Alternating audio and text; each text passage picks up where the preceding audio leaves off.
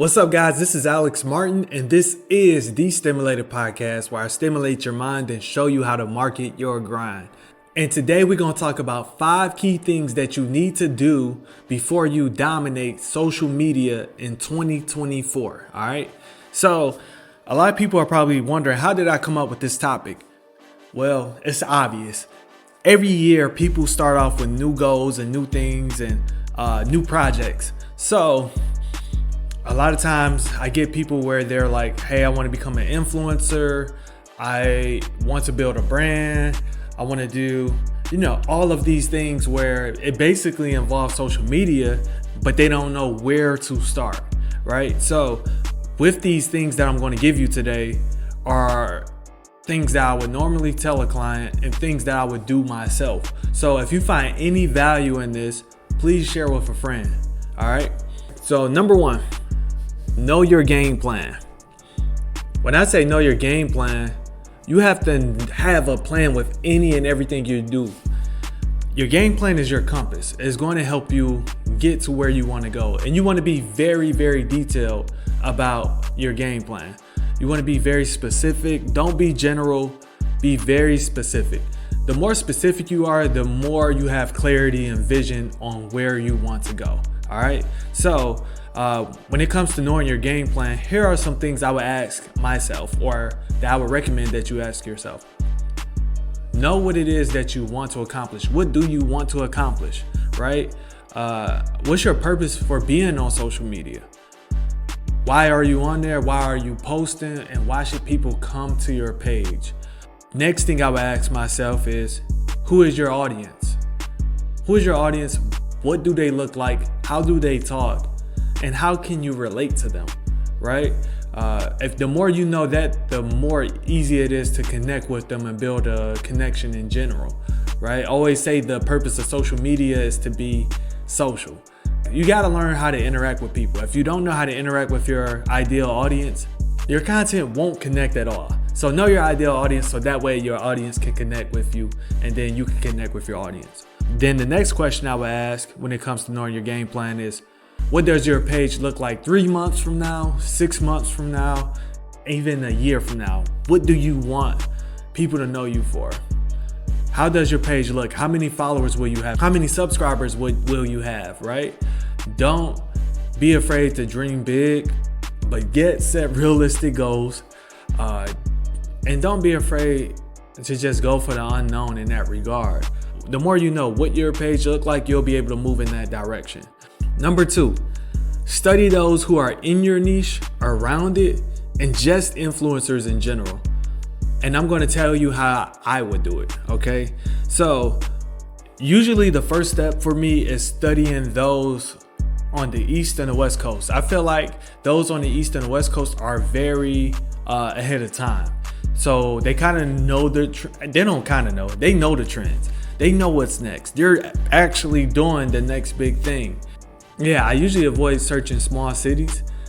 Not saying that anybody in a small city won't know what they're doing, because it's some people that pop in big cities. I mean, there are people who pop in small cities, but for the most part, you'll find the people who are doing very unique things and then doing things on a big level on those international cities, in those international cities.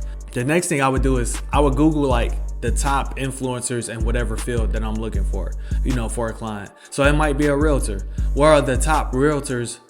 Who are the top realtor influencers that I need to follow and why? So, I'll pull up probably 3 to 5 links, check out each realtor. And, sometimes you could tell that they paid for the post or paid to be on the list. And then you have those where you can genuinely see why they're a top influencer in their field. I would pull up those pages, study those, see what they're doing and how they're doing it. And then I would go directly to each platform and just search, the certain cities with, the niche in it. And when I say that, this is how you do it.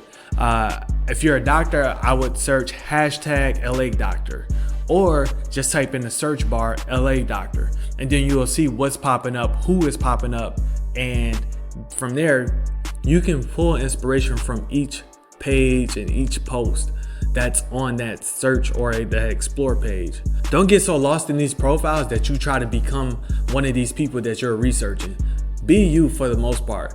The more you be you, the more that you have a chance to stand out, but yet pull inspiration. Don't be afraid to take certain things and then throw your spin on it. It's okay. You don't have to reinvent the wheel completely. You just have to add more to it. Number 3, know what platforms that you will be using in 2024. And here's what I mean by that. Usually always say the big 3 that you will be willing to invest time in. So for me, it's usually Facebook, TikTok, Instagram. And the only reason why I pick those 3 platforms is because I'm very, very familiar with it. In your case, you might know what you're very, very familiar with and what you're passionate about putting more time into. So check this out. Facebook has 3 billion users. YouTube has 2.5 billion users. Instagram has 2 billion users. TikTok has 1.2 billion users. Snapchat has 750 million users. So like I said, for me personally, I always go Facebook, Instagram, and TikTok. But pick your top 3, know how to use them. Facebook, YouTube, Instagram, TikTok, Snapchat. And if I'm you and I don't know how to use none of these platforms, then I would YouTube it. YouTube each platform individually, and you'll see influencers talk about how you can use it and dominate it to your advantage. Research, see what's trending, see what a lot of influencers are talking about, what they're experiencing on YouTube, Instagram, Facebook, TikTok, Twitter, whatever, and pull inspiration from those clips. So then that way you can know how to move when you start posting on your own. And then number 4, know your ad budget. If you know your ad budget, you can know how much you will be spending on certain posts and certain ads. You don't have to pour a bunch of money into it initially. Take your time, see what works. You can A/B test things. And when I say A/B test, you can see what works and what doesn't work. And so be very patient with your ads, be very creative as well. You don't have to strictly promote through these platforms. Nowadays, you have promo pages. You have influencers that will allow you to pay them to post your work. So see what promo pages are out there that your possible or potential audience could be on, and spend money with those pages. I think you can get a lot of return on your investment with those. Other than that, I would say be very strategic with your ads, from your visuals to your captions. You'll be able to tell what works and what don't work. But then, like I said, use YouTube to your advantage. Don't be afraid to actually see what others are doing and use it to your advantage as well. Study as you spend. So then that way you can know what's working and what's not working. Number 5, know what tools you need to help you execute. A lot of times, a lot of people don't know. A lot of people just try to create and post. I don't think you should do it like that sometimes. I think you should figure out what can enhance your content, right? So for me, I usually think of content creation tools, caption tools, and research tools. All right. So for content creation tools, that's usually like apps that help enhance my visuals. So it might be Facetune, it might be Lightroom, it might be Ism. Even then, for videos, CapCut, captions, it's a bunch of apps that you can use out there to help increase your visual aspect. So see what's out there, see what are the top apps that people are using. Literally, the app store will show you, and then on YouTube, you'll have various influencers tell you what they're using to grow their brand. But yeah, to each his own. Like I said, you can look on the app store, you'll see what apps are out there, the top 5, top 10, and pick those and use those to your advantage, or go on YouTube and see what current influencers in your field are using to enhance their content. And then number 2, you got caption tools / idea tools. And what those are tools that help you generate ideas. So usually what that is, I use tools like Grammarly, to help with my captions. Make sure that there are no misspellings, even then punctuation marks that are needed. I use that to my advantage. It's a tie right now for me between ChatGPT and Google to generate ideas. And then you got this new app called Jeeves.